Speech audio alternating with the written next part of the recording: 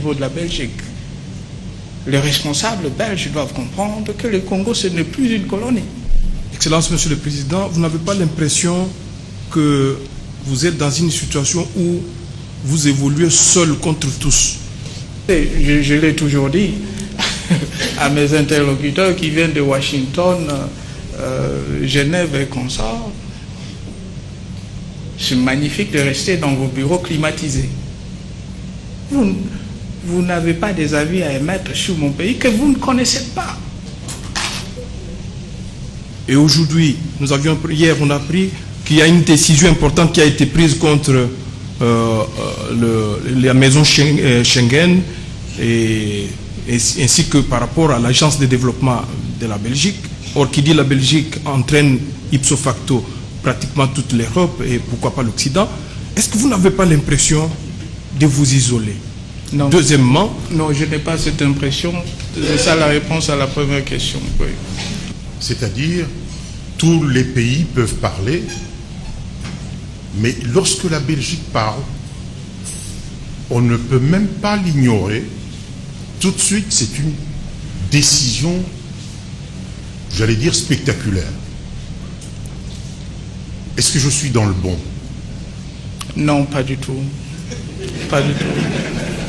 Pas du tout. On a été... Est-ce qu'on a vu, monsieur le Président, quand Mzé, quand la Belgique parlait, Mzé se cabrait. Le président Mobutu, quand la Belgique parlait, il était dans tous ses états. Le président Kabila, la Belgique a parlé, paf.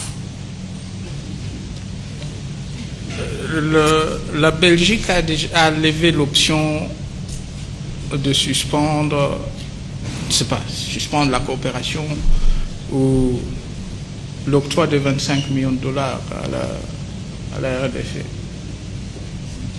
Ben, 25 millions de dollars, c'est 25 millions de dollars ou 25 millions d'euros? Parce que on a un porte-parole de la Belgique ici. Hein? C'est combien? 25 millions d'euros. 25 millions d'euros.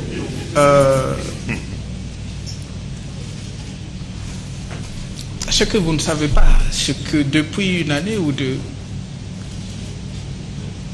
nous avons eu des contacts avec la Belgique, où le responsable, et notre discours a été clair. Vous devez arrêter de comploter contre notre pays. Et on a des éléments à l'appui. Oui, c'est pas un problème, mais on continue avec le complot.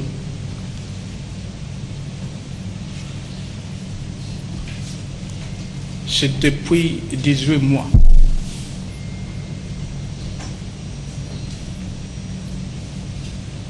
Je constate seulement que la Belgique a annoncé une décision, la République démocratique du Congo a fait la même chose. C'est la réciprocité en ce qui concerne les relations diplomatiques. Qu'est-ce que je dois encore dire? Il n'y a plus rien à dire. Moi, je pense que l'évolution, c'est pas seulement ici, au Congo, qu'il y ait aussi une évolution au niveau de la Belgique. Les responsables belges doivent comprendre que le Congo, ce n'est plus une colonie. Et que le peuple congolais, c'est un peuple fier et déterminé à défendre sa souveraineté et son indépendance. Et je le dis, on a besoin de relations ou de bonnes relations et le respect mutuel entre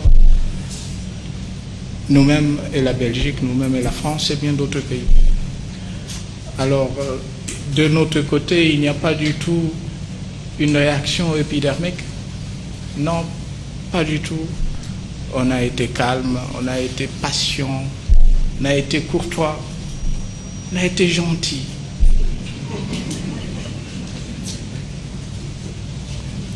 Quelqu'un me disait un jour, vous savez, un Belge d'ailleurs, au Congo, on nous appelle, nous Belges, le Noko. Noko, c'est oncle. Mais moi, je pense qu'il faut qu'elle soit des cousins. On est des cousins. Alors si c'est nos co ou cousins, peu importe, mais entre l'oncle et le cousin, il faut toujours qu'il y ait ce respect, n'est-ce pas? Oui. Merci beaucoup, Monsieur le Président. Merci beaucoup, M. Kibambi Chintwa.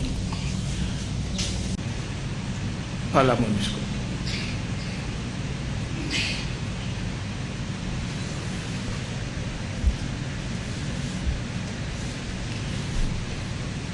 On a plusieurs groupes armés, ou on avait à un certain moment plusieurs groupes armés à l'est du pays. Et on a toujours posé la question à nos amis de la MONUSCO. Citez-nous un seul groupe que vous avez eu à maîtriser, à éradiquer, parce que c'est ça le mot. Un seul.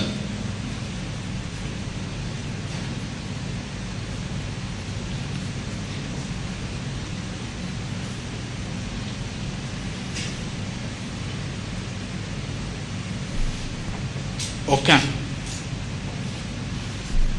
Même les opérations en cours aujourd'hui, je parlais des opérations en cours, sont nos unités, les forces armées de la République démocratique du Congo. On avait un problème au Kasaï. Et au niveau de la MONUSCO, ce n'était pas du tout un problème. Non, non, non. C'est plutôt le gouvernement, l'armée qui est allé sur place pour s'attaquer à sa propre population. On envoie les enquêteurs des Nations Unies sur place ici. Et au lieu d'avoir une bonne coordination avec les autorités sur place, ils sont vite dépêchés à Kananga. Et voilà, le pire est arrivé. Ils ont été décapités, et de la manière la plus atroce. C'est seulement après cet incident que la MONUSCO s'est réveillée. Oui, oui, oui, finalement ces gens sont des bandits, de mauvais garçons, ce sont des terroristes.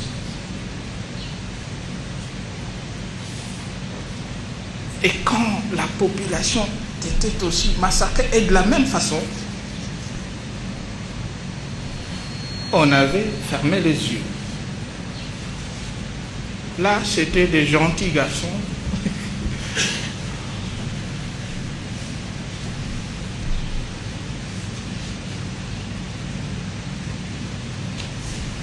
Depuis 7 ans, on n'a fait que dire à la MONUSCO, les ADF c'est un mouvement terroriste.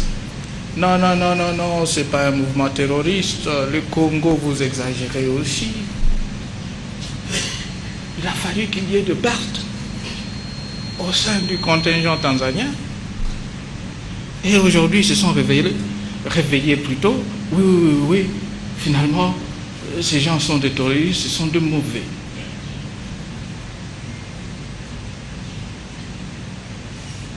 Et j'ai plein d'exemples. Mais malheureusement, pas beaucoup, pas assez de temps. Pas la MONUSCO.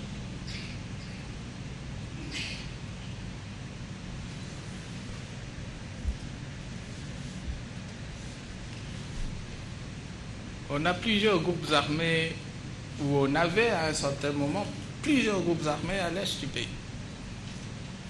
Et on a toujours posé la question à nos amis de la MONUSCO. Citez-nous un seul groupe que vous avez eu à maîtriser, à éradiquer, parce que c'est ça le mot. Un seul.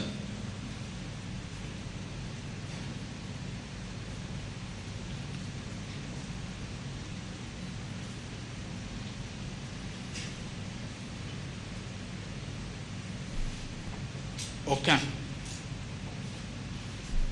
Même les opérations en cours aujourd'hui, je parlais des opérations en cours, sont nos unités, les forces armées de la République démocratique du Congo. On avait un problème au Kasaï. Et au niveau de la MONUSCO, ce n'était pas du tout un problème. Non, non, non. C'est plutôt le gouvernement, l'armée qui est allé sur place pour s'attaquer à sa propre population. On envoie les enquêteurs des Nations Unies sur place ici, et au lieu d'avoir une bonne coordination avec les autorités sur place, ils sont vite dépêchés à Kananga. Et voilà, le pire est arrivé.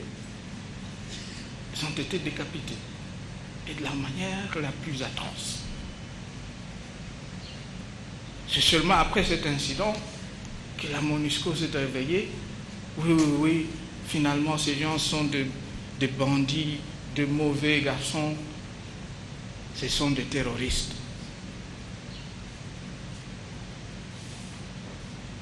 Et quand la population était aussi massacrée, et de la même façon,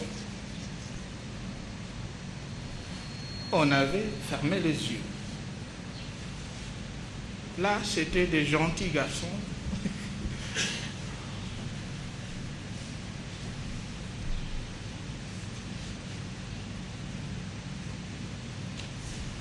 Depuis 7 ans, on n'a fait que dire à la MONUSCO.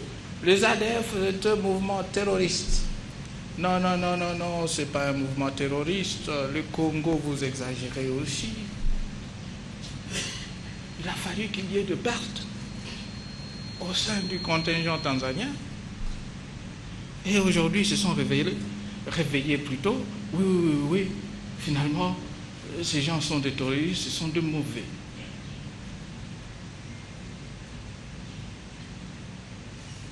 Et j'ai plein d'exemples. Mais malheureusement, pas beaucoup, pas assez de temps. La situation économique, le social et les infrastructures, très brièvement.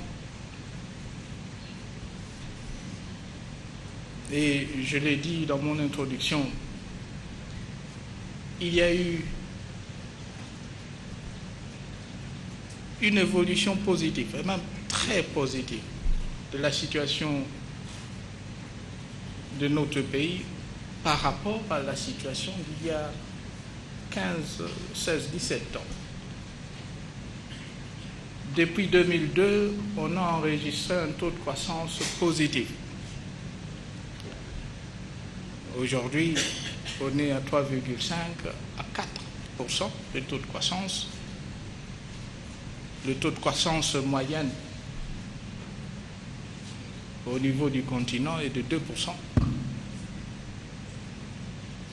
Mais l'objectif pour nous, surtout les années 2014-15, c'était d'atteindre un taux de croissance à double chiffre, 10%. N'eût été cette crise économique mondiale. Notre bataille aujourd'hui plutôt, c'est la stabilité du cadre macroéconomique, la stabilité de la monnaie, qui avait subi aussi de secousses le franc congolais il y a 4, 5, 6 mois. L'objectif, après cette stabilisation, et je l'ai dit, je l'avais dit il y a une année, c'est de diversifier notre économie.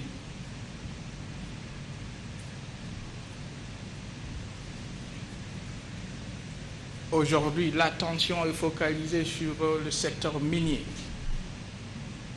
Mais il n'y a pas que le secteur minier. L'objectif,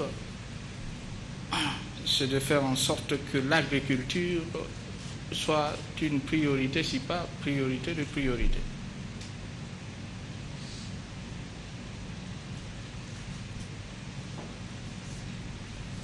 Le secteur des hydrocarbures, on va accélérer et l'octroi de permis d'exploration et peut-être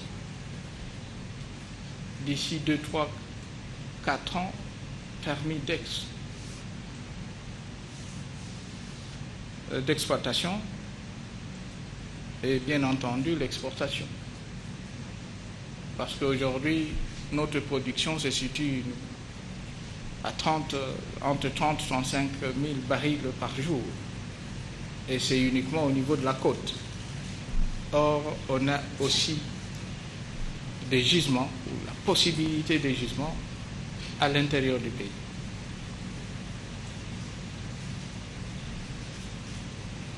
« 70 à 80% de notre économie est dans l'informel. Le défi, c'est de faire en sorte qu'il y ait un meilleur contrôle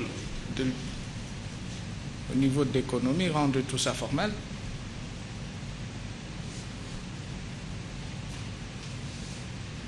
Et une des priorités pour le moment, c'est de réussir la réforme ou les réformes au pluriel, et en tête la réforme fiscale. Rendre beaucoup plus fluide les investissements et les affaires en République démocratique du Congo. En finir avec beaucoup de bureaucratie et la multiplicité de taxes.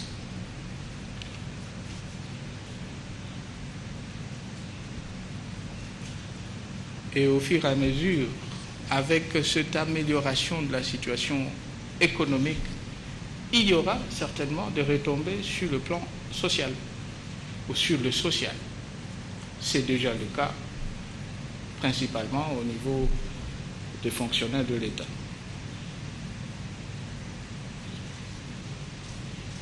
Quant aux infrastructures, je l'ai dit dans mon introduction aussi, notre politique, c'était de grands travaux. Reconstruire le pays. Pourquoi reconstruire le pays? Parce qu'on n'avait plus d'infrastructures. Ce n'était plus possible de quitter Matadi jusqu'à Kinshasa le même jour. Aujourd'hui, c'est déjà chose faite depuis 5-6 ans. On peut facilement, aisément quitter Kinshasa jusqu'à Matadi, jusqu'à Boma d'ailleurs, et les travaux sont en cours pour relier Boma jusqu'à la côte, jusqu'à Banana Mwanda. La même chose en ce qui concerne d'autres routes stratégiques et clés. Bukavu, Uvira, là on va effectivement accélérer les travaux, le rythme. Et notre ambition, je l'avais dit il y a 3 ans ici, où c'était à l'Assemblée nationale, c'est de relier l'est du pays à l'ouest, ou du moins le sud-est du pays à l'ouest. Et c'est en cours. Aujourd'hui, on est arrivé jusqu'à Chikapa, les travaux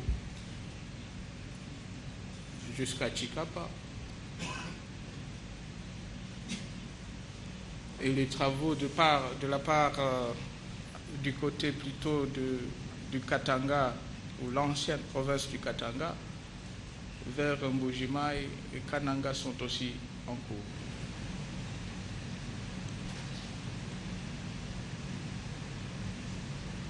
Lubumbashi, Kolwezi, la première fois que j'étais parti à Kolwezi, c'était il y a 10 ans, 10 ou 12 ans, c'était par route et il n'y avait pas de route. Aujourd'hui, on a une très belle route de Lubumbashi jusqu'à Kolwezi. Et l'objectif, c'est d'atteindre la frontière avec l'Angola, cela veut dire jusqu'à Dilolo.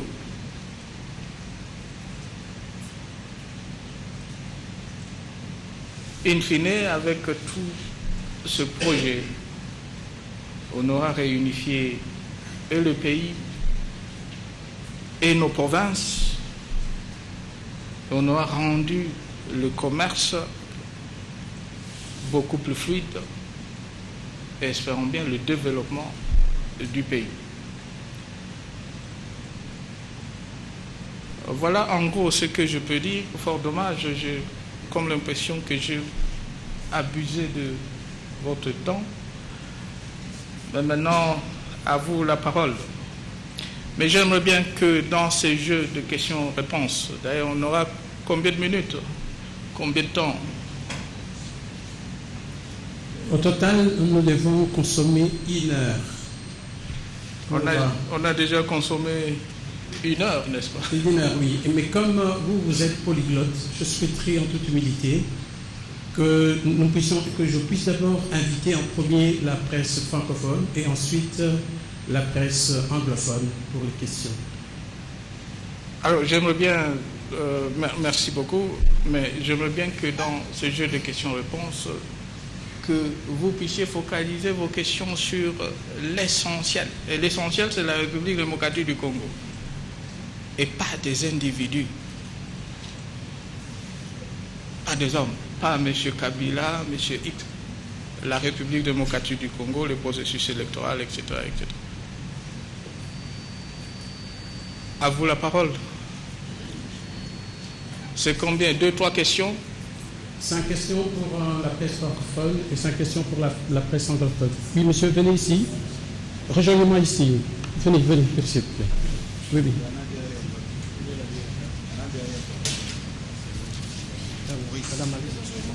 Déclinez votre identité. Oui. Bonjour, Monsieur le Président. Florence Maurice, RFI. Monsieur le Président, serez-vous candidat à la présidentielle du 23 décembre 2018? Est-ce qu'on a une copie de la Constitution du pays ici? Veuillez remettre une copie à ma petite sœur ici, journaliste du RFI. Donc vous ne serez pas candidat? On va vous remettre la Constitution de la République. Une copie, dis-moi, une copie de la Constitution. Merci.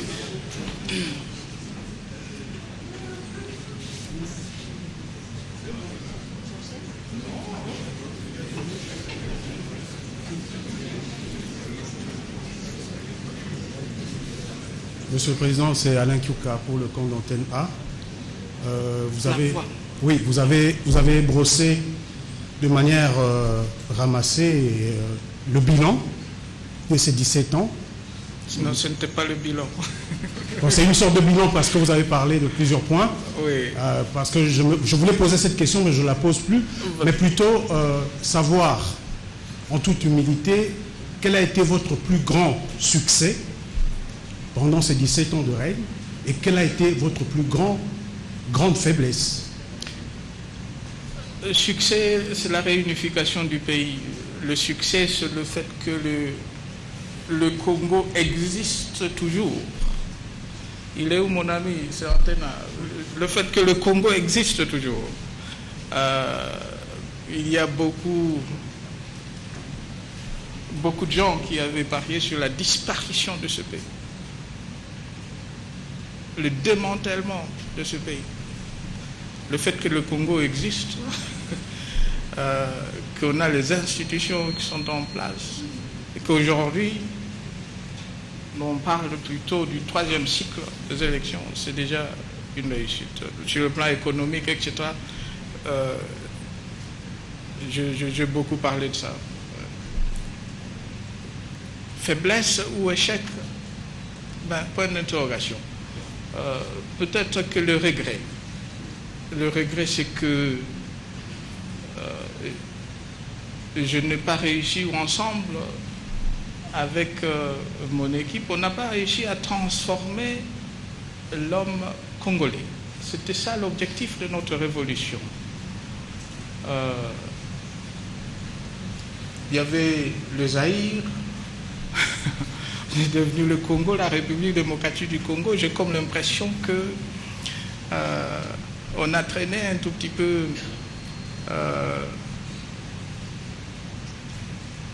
quelques points négatifs de l'époque. Le Zaïre jusqu'en République démocratique du Congo. J'aurais bien voulu qu'en 2000, on est en 2018, avoir un Congolais ou l'homme, d'une façon générique, l'homme congolais nouveau. Une autre façon de voir les choses, de réfléchir, une autre façon de faire. C'est ça le regret. Mais il n'est jamais tard. Et on va continuer à travailler pour atteindre cet objectif.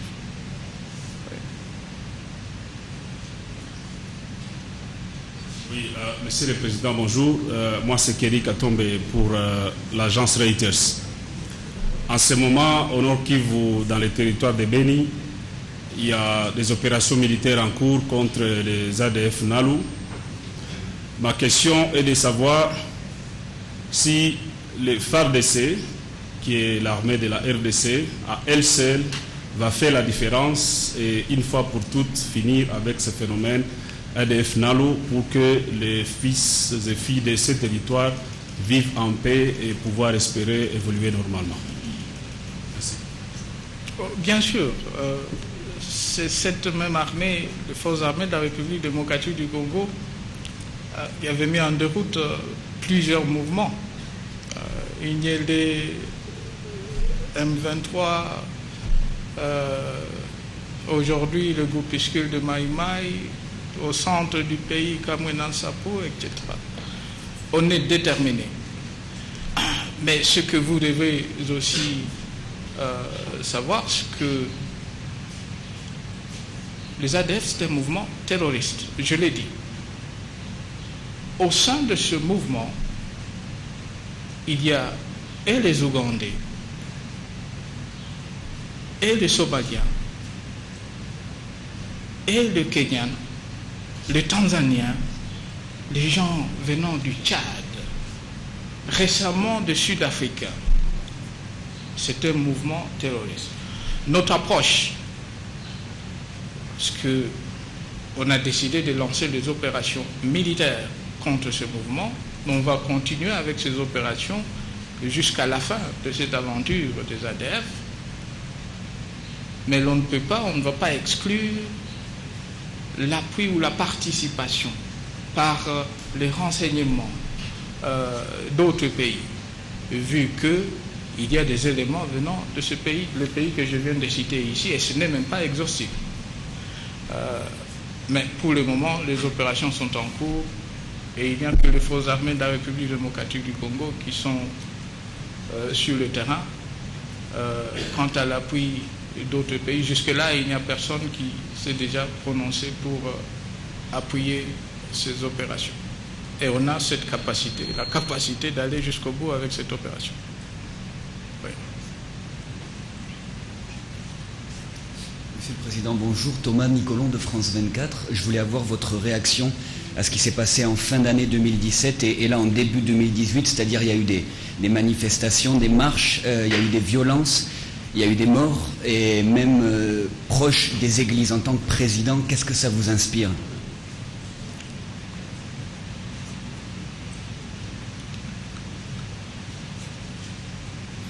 Peut-être que tout d'abord, c'est peut-être l'occasion pour moi de présenter mes condoléances à tous ceux qui ont perdu le leur, et parmi eux les innocents, le policier et quelques manifestants. Et je pense que ce n'était pas du tout nécessaire. Une manifestation ne doit pas conduire à une situation de mort d'homme. Non, pas du tout. Mais je vous ai brossé la situation depuis 2006, le processus électoral dans ce pays. Vous êtes sans savoir que en 2006, on avait presque la même situation, manifestation. 2011, c'était même pire.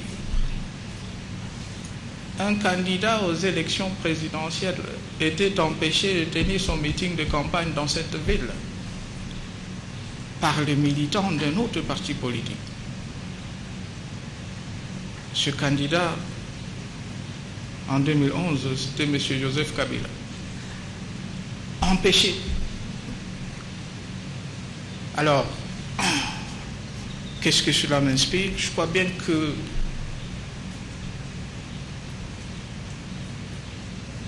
il y a ce qu'on appelle la culture politique, mais aussi culture démocratique. Il faut cultiver ça. Je crois bien que l'on doit nous tous comprendre, ceux de l'opposition, majorité, l'administration, que les élections et surtout la pré-élection, il faut qu'elle soit une fête de démocratie. Une fête de la démocratie dans notre pays. Et il ne faut pas qu'il soit le deuil.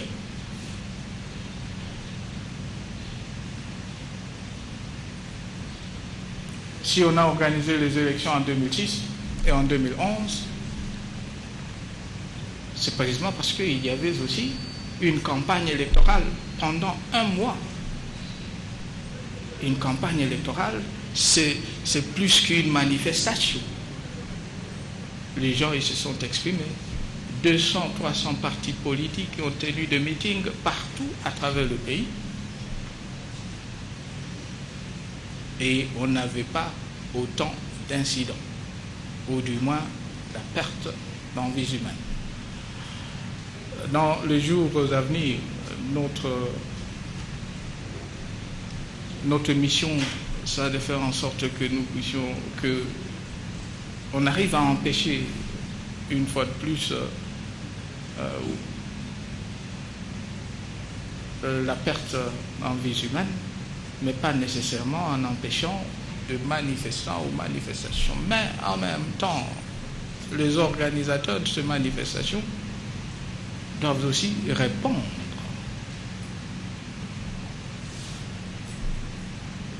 Est-ce que ce sont eux les responsables de ces manifestations et par ricochet les résultats positifs ou négatifs, au lieu que ce soit uniquement l'État congolais? Dans les jours à venir, l'on va tout faire, et d'ailleurs c'est déjà en cours, vous êtes sans le savoir, que parmi les policiers un des policiers qui avait tiré sur entre guillemets manifestants, il a déjà été arrêté. Et là-dessus, on est vraiment strict quant aux forces de l'ordre et leur façon d'agir sur le terrain. Et de la même façon, on aimerait bien ou j'aimerais bien que les organisateurs et surtout les responsables soient aussi rigoureux avec les manifestants et leur façon d'organiser toutes ces manifestations. Voilà ce que je peux dire.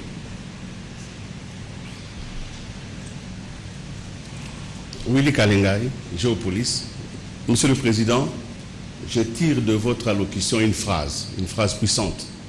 Vous avez dit la démocratie est un choix politique et idéologique. On ne nous a pas imposé, nous avons choisi de mettre en place un système démocratique. Vous avez dit aussi, en donnant la mission à nos forces armées, que leur mission était de gagner la paix. Alors, en évoquant aussi les prix élevés quand même du budget électoral et du développement, vous avez dit qu'il faut faire un équilibre entre faire les élections et faire le développement. Parce que nous parlons de démocratie, pourquoi ne pas faire un effort, et vous en avez les moyens, pour que le droit de manifester trouve un équilibre avec l'ordre public? Parce qu'aujourd'hui, c'est la même constitution que vous avez tout à l'heure évoquée, qui donne aux Congolais le droit de manifester leur point de vue. Et vous êtes un démocrate. Comment nous ne pouvons pas faire un effort en tant que nation pour que ceux qui ont un point de vue à manifester, qu'ils les manifestent sans forcément être dans une position dangereuse? Voilà ma question et c'est le souci de ce matin. Merci. Merci beaucoup, monsieur. C'est ça mon souci aussi, monsieur Willy Kalengai. C'est ça le souci qui m'anime. Il y a actuellement, au moment où nous parlons, une loi au niveau du Sénat. Une loi sur manifestation adoptée, mais qu'on avait envoyée au niveau de la Cour constitutionnelle était jugée irrécevable et par conséquent, le Sénat et l'Assemblée nationale doivent une fois de plus revoir, réétudier cette loi. Moi, je pense que d'ici le mois de mars ou à la session du mois de mars, vu que c'est une session extraordinaire qui est en cours, la session du mois de mars, on aura une loi qui va recadrer tout ça. Il ne faut pas oublier que la Constitution a prévu effectivement le droit de manifester, mais la même Constitution a aussi prévu que l'autorité administrative peut refuser ou rejeter une demande de manifestation. Il ne faut pas oublier tout ça. Alors, la démocratie, j'aime bien, mais la démocratie, ce n'est pas la foire. La démocratie, c'est magnifique. Mais la loi va nous aider à recadrer tout ça. Et j'espère bien que ce sera un nouveau départ pour tous ceux qui souhaitent, n'est-ce pas, s'exprimer. Que ce soit à travers des manifestations, et principalement les manifestations. Permettez, nous allons alterner cette fois-ci. Le confrère William Edmondson de la BBC va vous poser 2 questions en anglais. Day that clearly must have some difficult memories, complicated memories for you. Can you speak a bit louder? Thank you for speaking to us on a day which clearly must hold some complicated and difficult memories for you. My first question, will elections definitely be held by the end of this year? And when the successor is chosen, will you stand down? The question is whether the elections... Yeah. I'll start again. When will elections definitely be held before the end of this year? And when they're done, will you stand down? The electoral calendar that has already been published is very clear. It's clear in the sense that you have a timeline for the elections to be organized. And as soon as those elections are organized, and as soon as we have a winner for those elections, then the answer is very clear to your question. But I've always also stated that probably the most important thing is not necessarily the elections. You can organize elections whenever you want. You can organize them today, tomorrow, the day after tomorrow. But what's more important is what happens after the election. Do you have chaos, or do you have stability, relative stability, in order for the country to go forward? We are gearing towards the second alternative, meaning perfect elections. I've always talked of perfect elections and long-term stability in our country. That's the way I see our electoral process. So you have the calendar, and what happens after the elections, that's something else. And what happens after includes you standing down in favor of the winner of the election? What happens after? Would include you standing down in favor of the winner of the election. Why not? My second question... Or do you have any other proposals? My second question, the outgoing head of the United Nations Peacekeeping Force has said that political uncertainty in Kinshasa is contributing to conflict in the country. You talked about the need to ensure security before an election can take place. What do you say to his comments that the insecurity, the uncertainty here is a contributing factor? I don't have any comments in as far as what he said, because there is no political uncertainty. It's very clear where we're going, because we have a roadmap, and I won't want for anybody, anyone, to leave the Congo with the impression that it's because you have a political situation or the organization of elections this year, and it's the main reason why you have the ADF, the LRA that we are chasing away, and all these other movements. These movements have existed before we had an electoral process. So I believe it's just baseless. Thank you very much, Mr. President.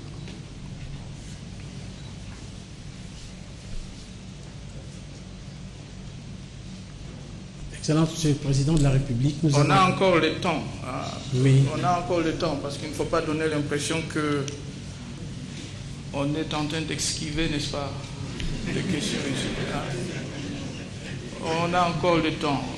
Combien? 5-10 minutes encore?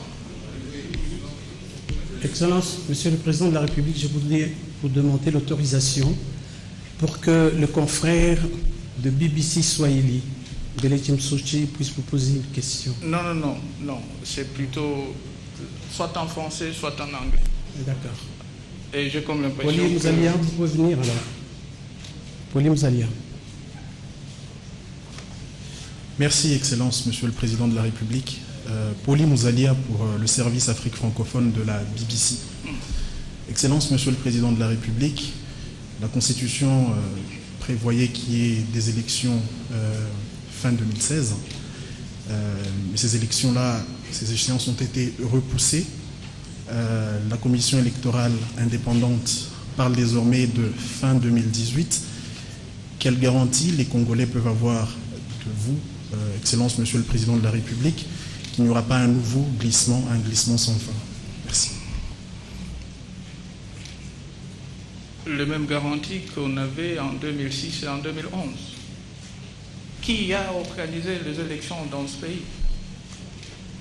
Ce n'est pas la BBC. C'est une commission électorale. On a une élection électorale nationale indépendante qui a déjà publié le calendrier. Vous ne pouvez pas avoir d'autres garanties à part ce que la CENI vient de publier. Un calendrier ou une feuille de route, l'organisation des élections. Et il n'y a pas que les élections cette année, il ne faut pas oublier. Il y a aussi les élections en 2019. Il y a les élections, bien sûr, présidentielles, législatives, provinciales, et par la suite, le local, et ainsi de suite. Alors, vous avez, je crois bien, assez de garantie que les élections sont organisées de la même façon que les élections étaient organisées en 2006 et en 2011.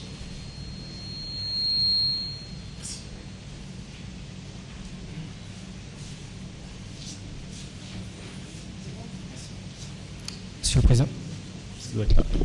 Monsieur le Président de la République, bonjour. Merci au nom des correspondants accrédités à Kinshasa pour cette conférence de presse.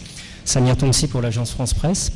J'ai relevé, lorsque vous abordiez le processus électoral, que vous avez évoqué des choix à faire entre le coût des élections et le développement. Vous avez évoqué à un moment, à propos du processus électoral, un risque de saut dans l'inconnu. Pourriez-vous nous détailler? Est-ce que ça veut dire qu'en cas de situation politique très tendue, ces élections pourraient être de nouveau reportées en concertation avec la CENI? Et une deuxième chose, dans le même ordre d'idée, vos adversaires ne vous font pas confiance. Ils vous reprochent souvent, vous ou votre majorité présidentielle, de vouloir organiser un référendum, peut-être pour modifier la Constitution, pour sortir de la crise politique dans laquelle ils affirment que la République démocratique du Congo se trouve actuellement. Donc nous profitons de cette conférence de presse pour vous donner l'occasion d'apporter une réponse à ces commentaires que nous entendons régulièrement en lisant la presse, en parlant avec les acteurs de la vie politique ou de la société civile. Merci, Monsieur le Président. Merci beaucoup. Je disais tout à l'heure que la CENI a déjà publié un calendrier électoral. Je n'ai vu nulle part sur ce calendrier l'organisation du référendum constitutionnel. Je n'ai pas vu ça. Est-ce qu'on a une copie du calendrier électoral? Alors, merci beaucoup. Il faut consulter ce calendrier alors. Hein? Voilà. Alors, la première question, c'était, Je revenais sur vos propres propos. Ah Vous avez parlé de choix à faire entre le coût des élections et le développement. Oui. Vous avez parlé d'un risque de saut dans l'inconnu. Qu'est-ce que ça veut dire? Que les élections pourraient être reportées si vraiment la situation dégénérait ou si les caisses de l'État se vidaient de nouveau, s'il y avait un nouveau risque? C'est un malentendu. Les élections, le budget est de 1,2 milliard. En 2006, le budget des élections était de 500 millions de dollars, 450-500 millions de dollars. Mon point de vue et ma position, et je l'ai dit à qui veut m'entendre, à mes interlocuteurs partout, je pense que c'est exorbitant. On ne peut pas avoir un processus électoral qui, pour cette année, va nous coûter 1,2 milliard de dollars. C'est extrêmement difficile. 1,2 milliard de dollars, c'est déjà plusieurs hôpitaux, plusieurs écoles, des universités qu'on va construire, on peut construire plusieurs kilomètres de route. Les élections seront organisées, mais après l'organisation des élections, il faudra qu'il y ait une réflexion.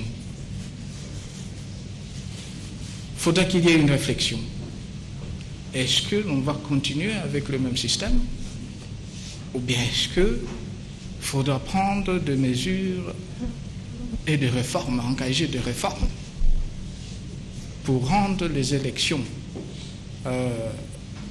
moins coûteuses, comme c'est le cas, rendre les élections moins coûteuses, économiser, n'est-ce pas, et le temps, et surtout le moyen.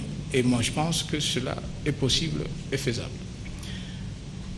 Le saut dans l'inconnu, c'est précisément parce qu'aujourd'hui, et vous avez fait allusion aux manifestations dans la ville de Kinshasa,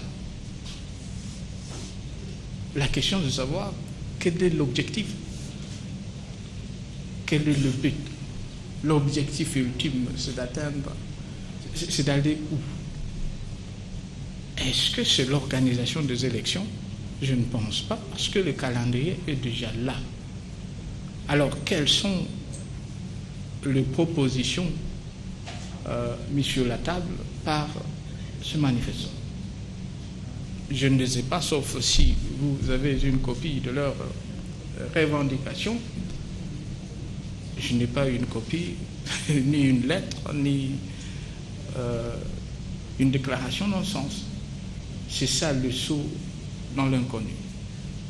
D'une part, il y a la CENI qui a déjà publié un calendrier, et de l'autre part, il y a des propositions, je qualifiais ça de propositions farfelues,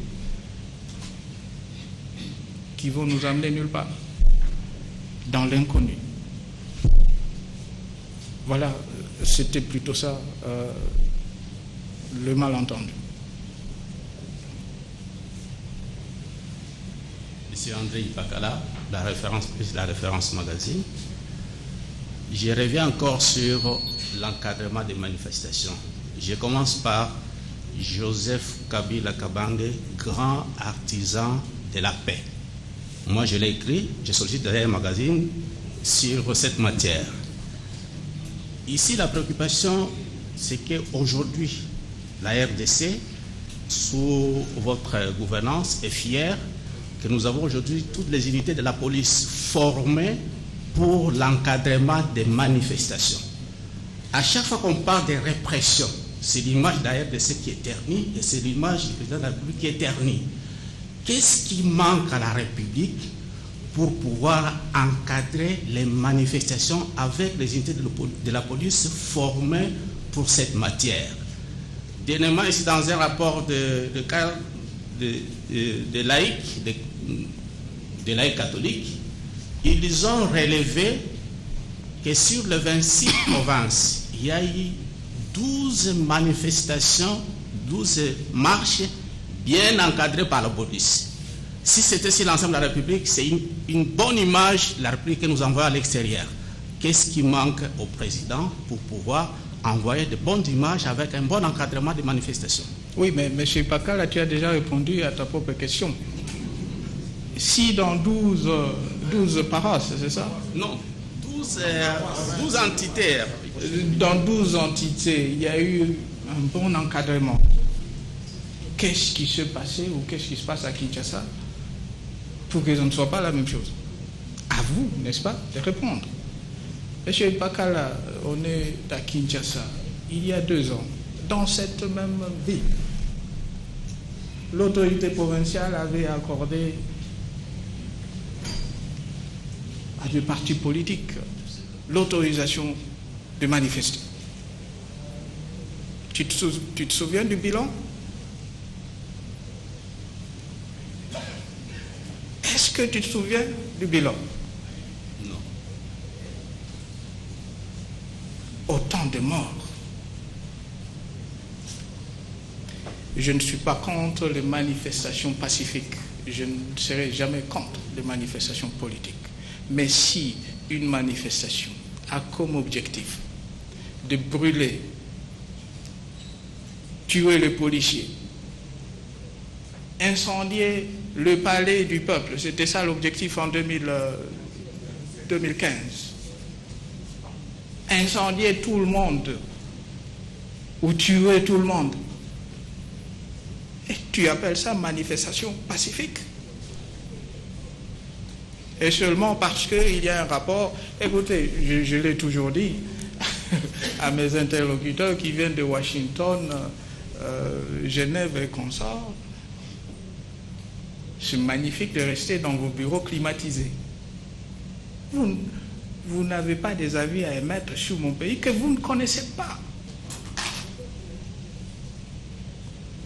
La culture, je l'ai dit à quelqu'un ici en répondant à une question, il y a la culture politique. Est-ce que moi j'appelle la culture démocratique dans un pays? Est-ce que les objectifs poursuivis par les manifestants sont en phase avec ce qu'on appelle la démocratie? Si c'est le cas, magnifique. Mais qu'à cela ne tienne, j'ai répondu à la question, on aura une loi, certainement d'ici le mois de mars, qui j'espère bien va recadrer tout ça. Mais si dans 12 localités, villes, territoires, il y a eu des manifestations pacifiques très bien encadrées par la police, il faut alors féliciter cette police. Pourquoi est-ce que vous ne félicitez pas cette police? Et si à Kinshasa, il y a eu des grabuges,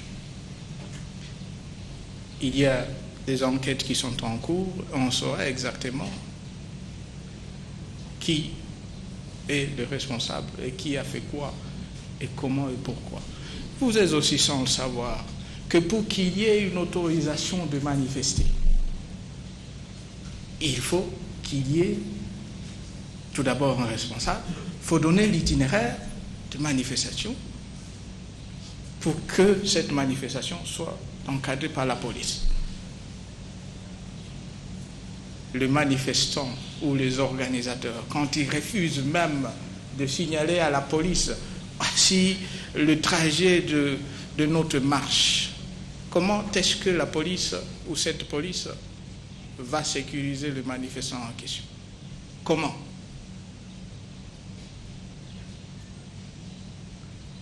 L'autorité provinciale avait invité les organisateurs et ils avaient refusé de répondre, avaient refusé de soumettre sur la table le plan de leur manifestation. Ici, c'est une question de confiance. Les manifestants doivent faire confiance à la police et de la même façon, la police ou l'autorité provinciale, dans ce cas-ci, de la ville de Kinshasa, le chef-lieu ou soit le siège de nos institutions, fera la même chose. Voilà ma réponse, monsieur Pakala. Marcel Ngoyi du journal La Prospérité. Excellence, Monsieur le Président, vous n'avez pas l'impression que vous êtes dans une situation où vous évoluez seul contre tous? À l'interne, une frange importante de l'opposition, au nom de l'accord, se sent marginalisée. L'Église catholique, celle-là même qui vous avait aidé à résoudre le problème de la fin de votre mandat en 2016. Cette Église semble aujourd'hui évoluer en dehors de vous. Et aujourd'hui, hier, on a appris qu'il y a une décision importante qui a été prise contre la maison Schengen ainsi que par rapport à l'agence de développement de la Belgique. Or, qui dit la Belgique entraîne ipso facto pratiquement toute l'Europe et pourquoi pas l'Occident. Est-ce que vous n'avez pas l'impression de vous isoler? Non. Deuxièmement... Non, je n'ai pas cette impression. C'est ça la réponse à la première question. Oui. Vous confirmez les élections du 23 décembre 2018. Ces élections-là, Excellence, Monsieur le Président, est-ce qu'elles ne vont pas se dérouler dans des conditions non apaisées? Parce qu'il fallait la décrispation politique, la libération des prisonniers, la fin de l'exil pour ceux qui se trouvent en dehors. Est-ce que vous n'avez pas l'impression que l'accord politique, l'accord de la Saint-Sylvestre a été appliqué de façon sélective? Non, pas du tout. Pas du tout. Le mois d'octobre 2006, le nom? Marcel Ngoyi du journal La Prospérité. Monsieur Marcel, le mois d'octobre 2016, merci. Il y a le président Lasenko et son vice-président. Ils étaient venus me voir. C'était après l'adoption ou la signature de l'accord au niveau de l'Union africaine. Ils étaient venus me voir.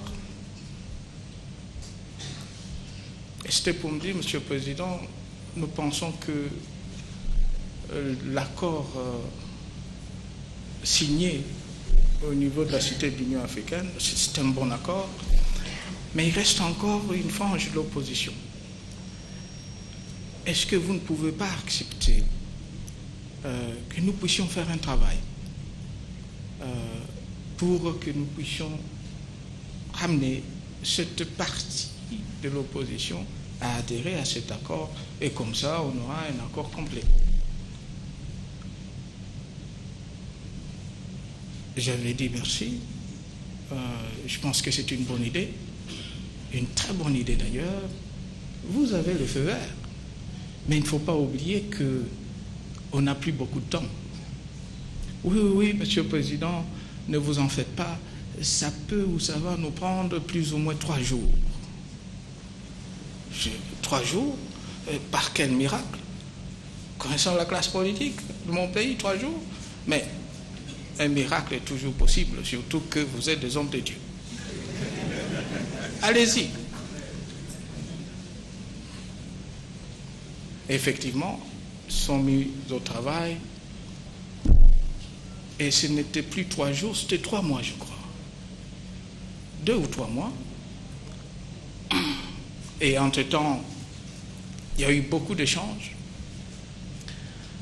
entre Lasenko et moi-même. C'était venu à plusieurs reprises me faire le rapport. Et finalement, je crois bien le mois de février ou début mars, je n'ai pas la date en tête,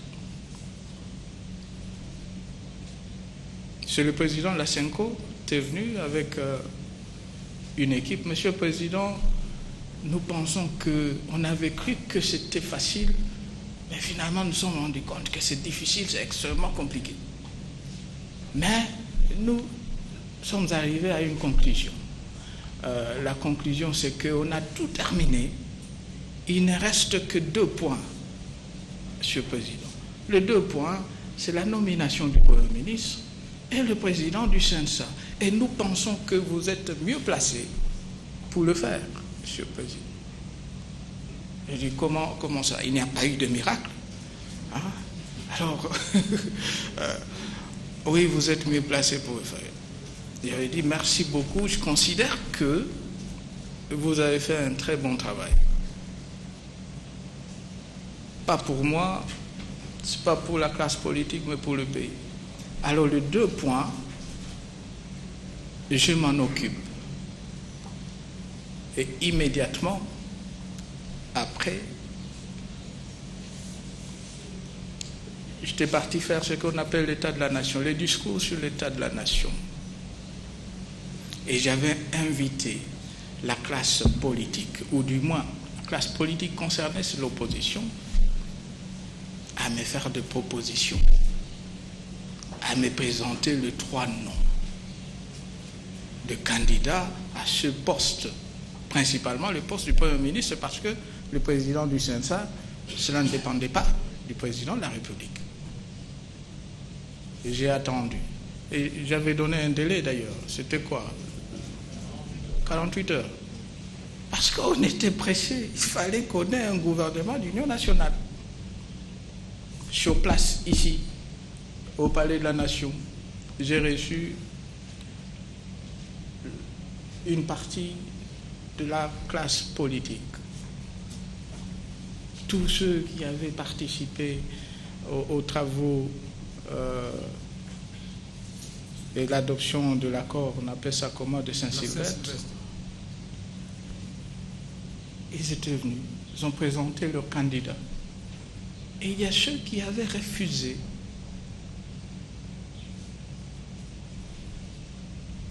J'ai attendu, ce n'était plus 48 heures, et ce n'est pas du tout dans mes habitudes. Et après 6 jours, on était dans l'obligation de nommer effectivement le Premier ministre. Le Premier ministre issu de l'opposition, qui doit donner ou conférer le statut de l'opposition dans ce pays. Est-ce que c'est M. Kabila?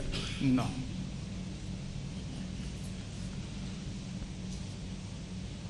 Et pour le CENSA, il y a eu je ne sais pas si c'était une élection, mais on a maintenant le président de ces 2 structures, issus de l'opposition. Pourquoi est-ce qu'une partie de l'opposition se sent exclue de tout ça? Parce que cette partie de l'opposition s'était exclue, avait levé l'option de ne pas participer aux institutions et au gouvernement. Alors que faire dans ce cas? Que faire? On devait croiser, n'est-ce pas, le bras et attendre jusque quand? Moi, je pense que ce qui importe maintenant et aujourd'hui, ce n'est plus l'opposition majorité, Premier ministre, qui sera qui, c'est plutôt les élections et le processus électoral en cours.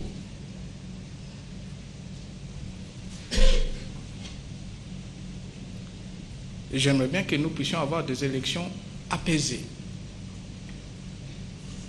C'est une option, c'est une décision levée depuis 2012. Le dialogue, Monsieur Mbouy Marcel, ne date pas d'aujourd'hui. On a fait du dialogue un mode de gestion dans notre pays. Depuis 2012 jusqu'à aujourd'hui. Et d'ailleurs, s'il faut même aller beaucoup plus loin, c'est depuis 2001, depuis Sun City, jusqu'à aujourd'hui. L'objectif est d'avoir effectivement des élections apaisées, vraiment apaisées, avant, pendant et surtout après les élections. C'est ça l'objectif. Est-ce que c'est ça l'objectif de tout le monde, de l'Église? Est-ce que c'est ça l'objectif d'une frange ou de cette frange de l'opposition? Point d'interrogation, je ne sais pas. Mais comme en 2006, face à une situation pareille, j'ai comme l'impression qu'on n'a pas de choix.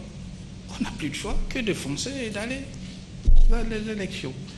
C'est au peuple congolais de décider. Voilà M. Mbouy. Mbouy ou Mbouyou? Marcel Ngoyi. Les volets de crispation, Excellence. La question de décrispation, on a le CENSA qui a ce dossier en main et ce n'est pas au président de la République. Mais les élections apaisées, cela aussi veut dire la décrispation, n'est-ce pas, dans le pays. Excellence, Monsieur le Président de la République, vous avez dit tout à l'heure que vous avez eu beaucoup de mal à changer la mentalité des Congolais. J'ai comme l'impression, je peux me tromper, que tous les chefs d'État que nous avons eus n'ont pas non plus évolué au moins sur un point. C'est-à-dire, tous les pays peuvent parler, mais lorsque la Belgique parle, on ne peut même pas l'ignorer.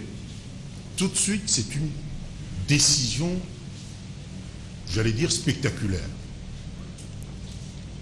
Est-ce que je suis dans le bon? Non, pas du tout. Pas du tout.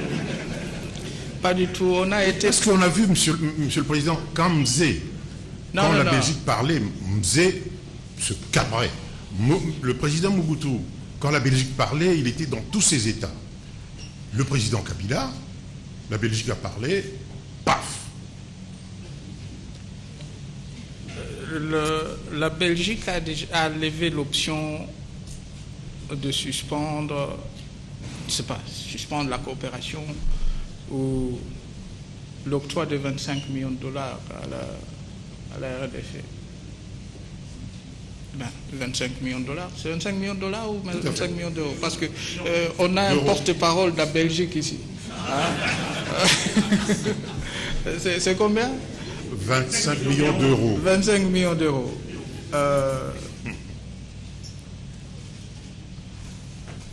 Ce que vous ne savez pas, c'est que depuis une année ou deux, nous avons eu des contacts avec la Belgique, où le responsable, et notre discours a été clair. Vous devez arrêter de comploter contre notre pays. Et on a des éléments à l'appui.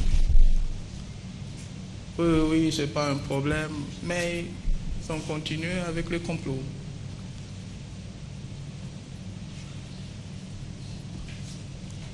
C'est depuis 18 mois.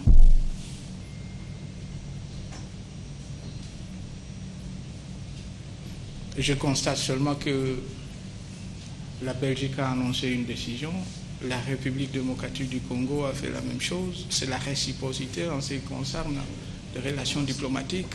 Qu'est-ce que je dois encore dire? Il n'y a plus rien à dire. Moi, je pense que l'évolution, c'est pas seulement ici, au Congo, qu'il y ait aussi une évolution au niveau de la Belgique. Les responsables belges doivent comprendre que le Congo, ce n'est plus une colonie. Et que le peuple congolais, c'est un peuple fier et déterminé à défendre sa souveraineté et son indépendance. Et je le dis, on a besoin de relations ou de bonnes relations et le respect mutuel entre nous-mêmes et la Belgique, nous-mêmes et la France et bien d'autres pays.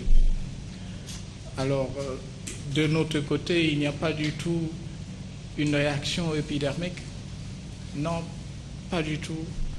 On a été calme, on a été patient, on a été courtois, on a été gentil.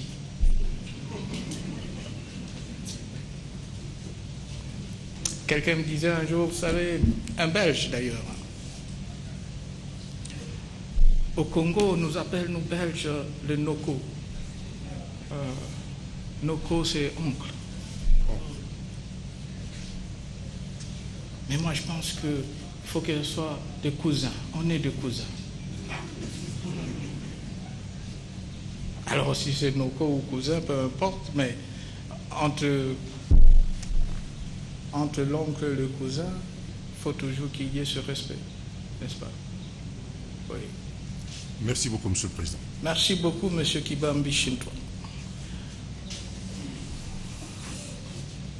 Passion Ligodi pour RFI. Monsieur le Président de la République, vous êtes le garant de la nation, décrispation du climat politique. L'ONU, les laïcs catholiques et plusieurs ONG également pensent que la décrispation du climat politique n'a pas évolué. Vous, en tant que garant de la nation, quel est votre bilan en ce qui concerne la décrispation du climat politique? Il y a eu une évolution, il y aura toujours des évolutions. Alors, ne vous en faites pas. Il y a eu beaucoup d'évolutions en ce qui concerne la décrispation politique. Et il y aura certainement d'autres évolutions au fur et à mesure qu'on avance.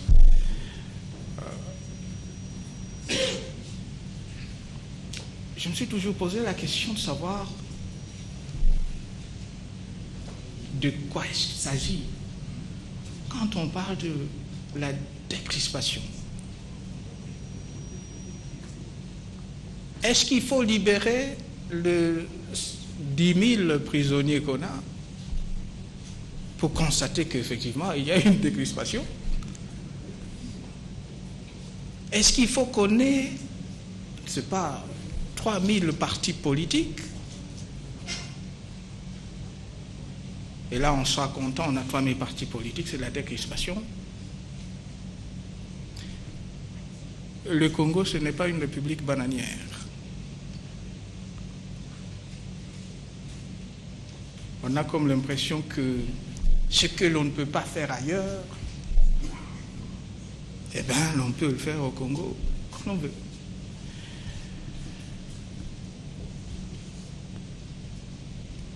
Mais ma réponse à la question, j'ai déjà répondu d'ailleurs à cette question. Il y a une structure qu'on avait mise en place, on appelle ça le SENSA, qui est à pied d'œuvre. Et s'il y a effectivement de plaintes, c'est au niveau de cette structure. Si on avait réussi la décrispation en 2006 et en 2011, on va certainement réussir la décrispation pendant ou avant et peut-être après les élections. Mais le tout doit être conforme à la loi, aux lois de la République et la Constitution en vigueur. Alors voilà ce que je peux dire. Oui. Excellence, Monsieur le Président de la République, en toute déférence et avec votre autorisation, nous pouvons dire que l'essentiel a été dit. Et nous sollicitons votre indulgence pour que nous puissions vous rendre la parole. Vous êtes de journaliste. Quel est le mot qu'on a utilisé récemment ici? Et je le dis en blaguant, médiocre, c'est ça. Parce que vous n'avez pas posé 2 ou 3 questions. Hein? Il y a 2 ou 3 questions que vous devez poser. Vous n'avez pas posé ces questions. Hein? Et des questions genre M. Kabila le plus riche, et quoi encore, Panama Papers, etc. Bref, mais enfin c'est peut-être pour la prochaine fois. Hein? C'est pour la prochaine fois. Mais j'aurais bien voulu aborder cette question qui... Ce n'est même pas une question clé. Non. Mais je pose toujours la question à ceux ou à mes interlocuteurs. Oui, Panama Papers, les membres de famille, etc. Citez-moi un seul membre de ma famille. Un seul. Un, par son nom, qui a un poste au niveau du gouvernement. Le gouvernement central, l'administration, le gouvernement provincial, mairie d'une ville, citez-le-moi, il n'existe pas. Aucun. comment est-ce que ce membre de ma famille doit vivre, et ils sont nombreux, parce qu'ils doivent travailler. C'est ça la culture chez nous. Il faut travailler. Et travailler dur. Alors, merci beaucoup. Je vois bien que tu avais déjà conclu, mais quelle doit être ma conclusion cette date du 26 janvier 2018? Je pense que le Congo est sur une bonne voie, la voie des élections ou l'organisation des élections. J'aimerais bien que notre peuple, notre population, savoir les apaisements.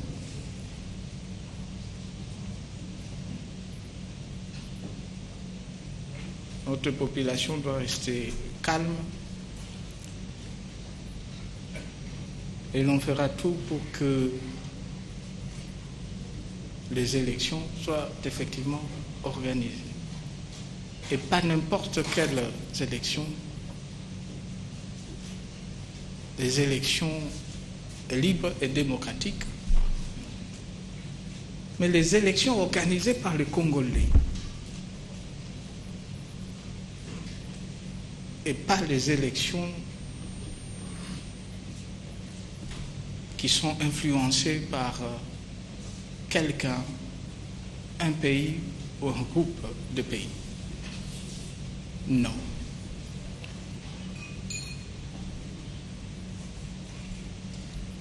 On est le 26 janvier aujourd'hui. Rendez-vous peut-être dans un mois avec vous de la presse, un mois ou deux. Ne vous en faites pas, ça ne sera plus 6 ans. 6 ou 5 ans, mais rendez-vous la prochaine fois et ça sera l'occasion pour nous de faire une autre évaluation du processus électoral et de l'évolution de la situation dans notre pays. Mesdames et messieurs, que Dieu vous bénisse.